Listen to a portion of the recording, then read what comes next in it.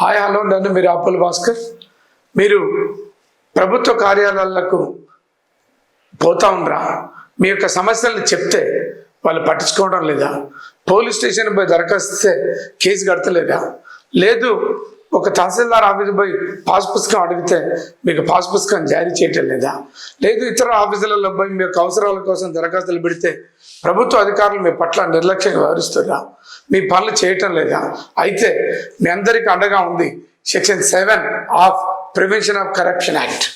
ఈ చట్టం, ఈ సెక్షన్ ఏం చెప్తా ఉందంటే, ప్రభుత్వ అధికారులు తన యొక్క విధుల్ని నిర్వర్తించకపోతే, నిర్లక్ష్యంగా వ్యవహరిస్తే వాళ్ళ మీద యాంటీ కరప్షన్ బ్యూరో అధికారులకు మీరు దరఖాస్తులు పెడితే వాళ్ళ మీద ఈ సెక్షన్ 7 కింద కేసులు నమోదు చేసి వాళ్ళ మీద చర్యలు తీసుకునేటటువంటి అధికారం ఉంది.